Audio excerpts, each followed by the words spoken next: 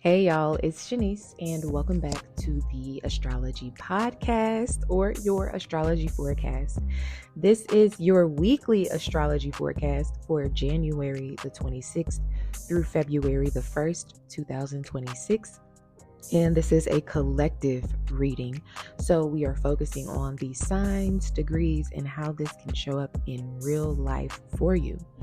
Even if you don't know your chart placements or anything about your natal chart, you'll feel these themes that I am going to mention. Now, this week is another big week. It's a major week.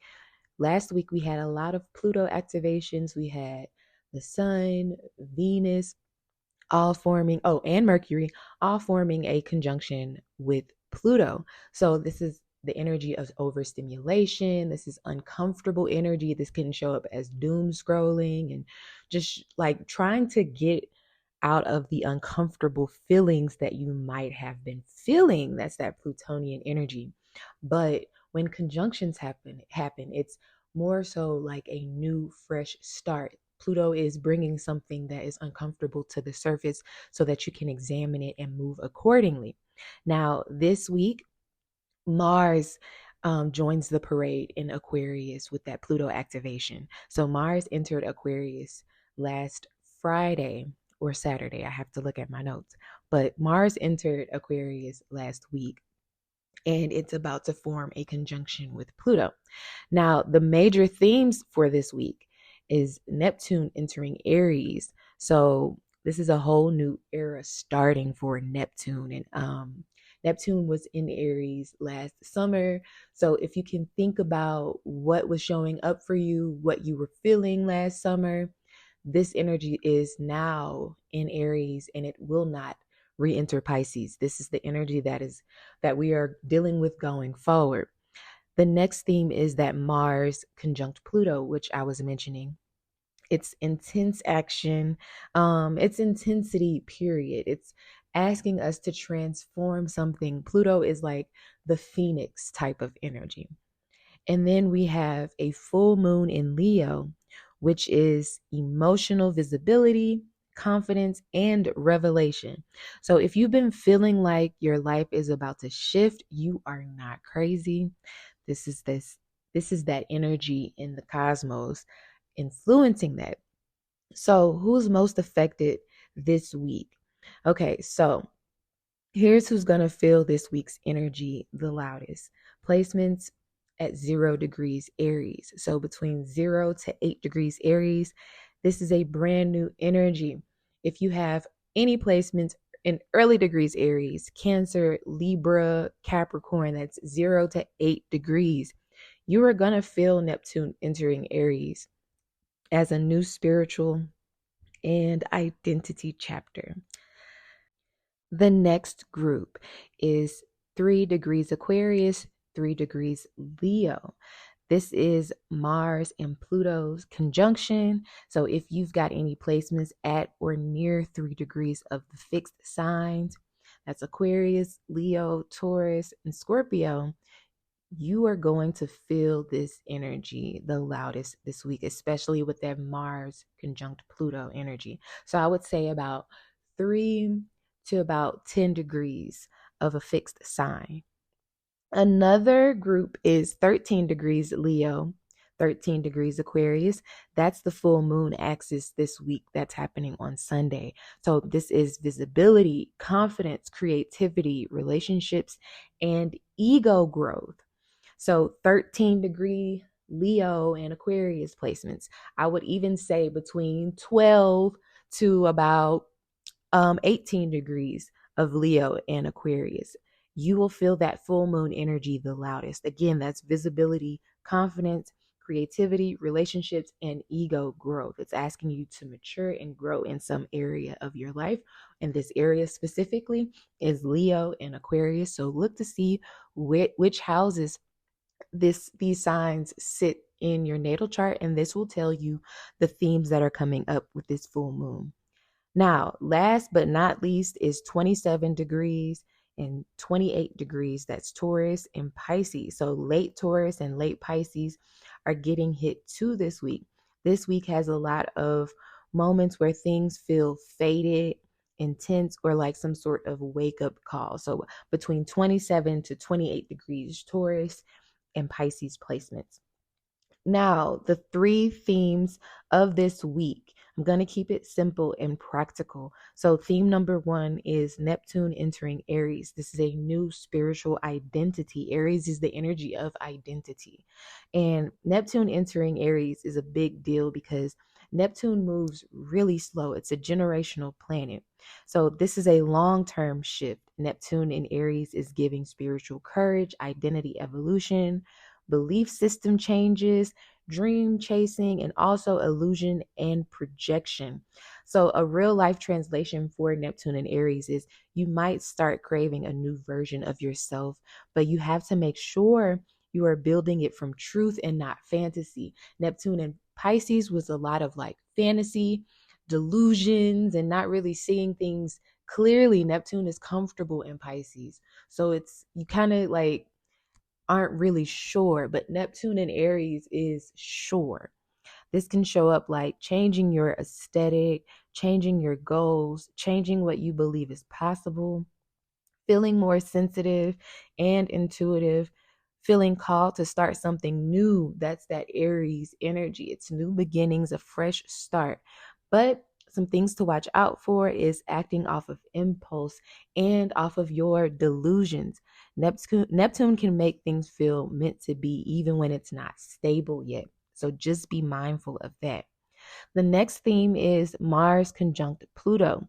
So this is some sort of pressure or uncomfortable energy that it's craving or trying to create some sort of action. So Mars is action, heat, drive, and Pluto is power, control, and transformation. So this can be obsession energy coming up, some sort of power struggles, intense motivation, big decisions, endings and beginnings, feeling like you can't ignore something anymore. So, real life translation for this Mars conjunct Pluto in Aquarius, this is not the week to play small, but it's also not the week to crash out. So you can channel this into discipline, strategy, boundaries, and decisive action, not into arguing or revenge energy, spiraling, or forcing people to understand you. Be mindful this week we have Mars conjunct Pluto. So if you feel an impulse to do something rebellious, something that goes against the norm for you and it might not pan out well, think twice before doing it. That's Mars and Pluto. Think about a more strategic way to take action instead of impulsively. The next theme is the full moon in Leo. So this is visibility and emotional truth. Leo full moons are always about heart energy. Leo is the heart. And this can be confidence, creativity, recognition, performing, being seen. This can also show up as like some romantic themes or even ego healing because Leo is represented by the sun, which is the ego. So the full moon is also like a form of climax or like a peak in our month within the moon cycle. So this full moon can show you what's working, what's not working, what needs to be released, and what needs to be owned boldly with that Leo energy. So real life translation for this full moon, you're either going to step up or you are going to realize where you've been holding yourself back. Now, how to use this energy or these themes in your life. You can pick one action goal, one boundary, one emotional truth, and that is all. That is it. This week has heavy energy, so keep your choices clean and intentional. Now let's get into the day by day breakdown, starting with Monday, January the 26th, when Neptune enters Aries. And we also have the moon in Taurus providing some reality checks. So Monday is a vibe shift type of day. Neptune in Aries, that is the headline of the week next to the full moon. Neptune in Aries, like I said before, it can feel like a new direction in your spirituality, or in your identity, like a new identity is forming for you. It's also a desire to start over. You might feel a deeper connection to your intuition or a new dream waking up in you, but it can also bring confusion, some impulsive hope, projecting onto situations. So, the best way to use Monday's energy is to plan quietly, journal what your next chapter looks like for you. It can also be a spiritual reset type of day. So, cleaning your space, if you have an altar, making sure your altar is nice and, clean, tending to your altar, paying attention to intuition without rushing anything.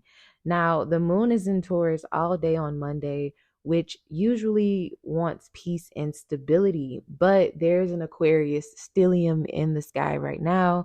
So the moon in Taurus is forming a square to Mercury and Venus in Aquarius.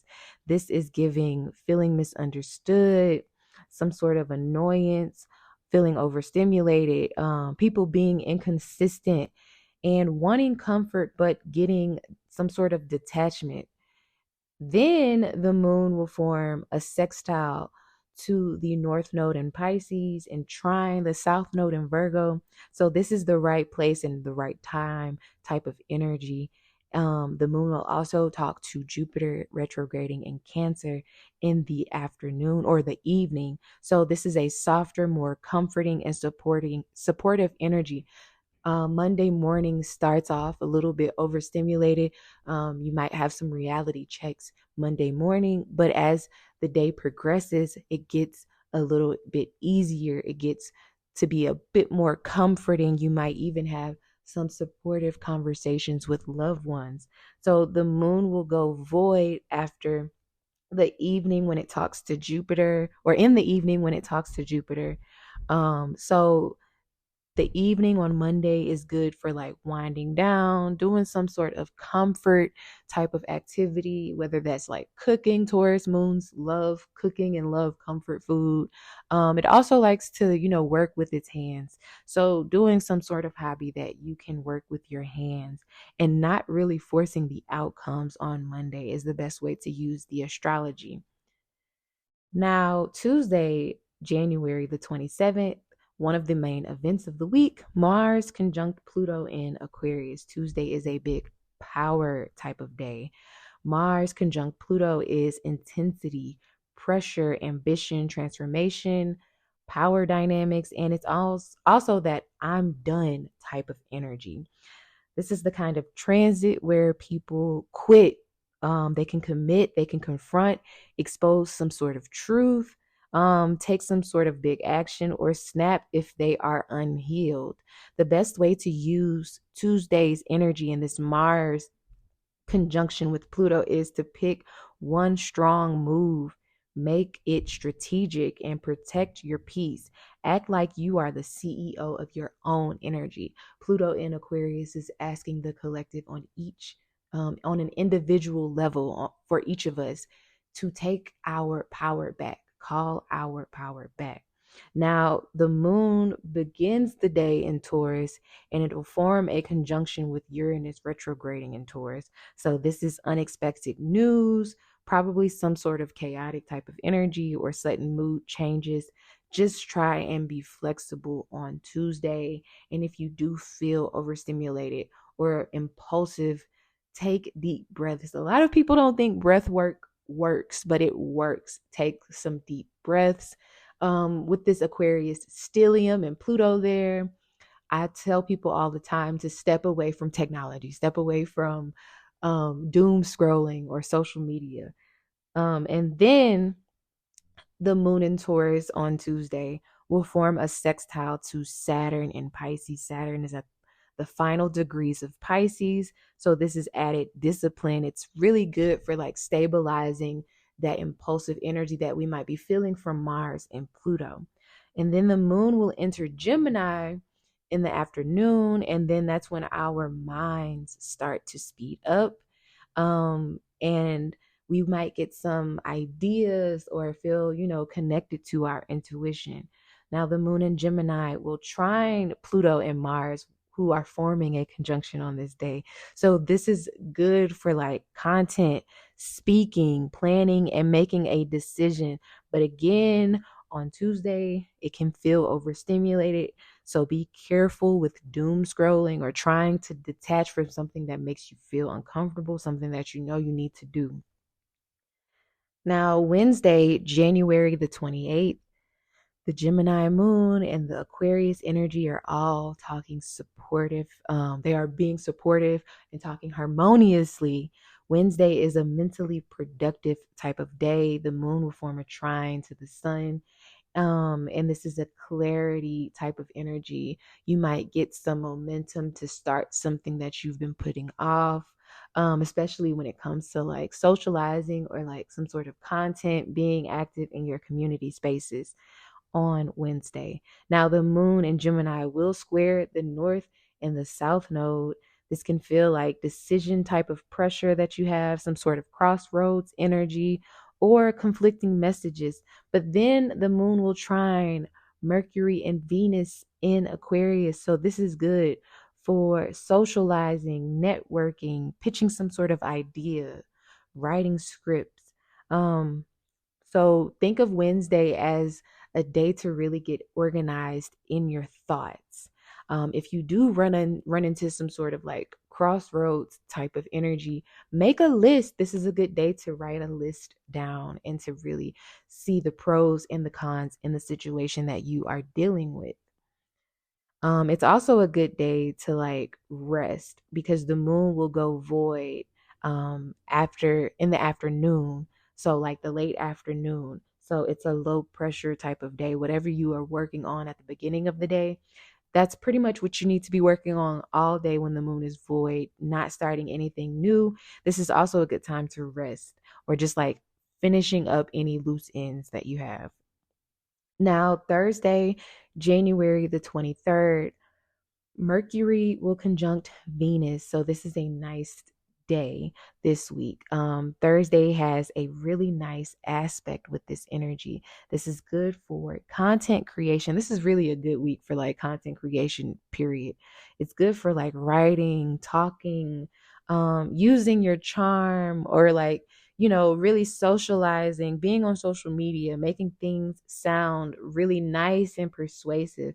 This is a great day to promote your work, to post something educational, um, or like to just do something with social media, like whatever you are doing within your content creation or even just your community spaces.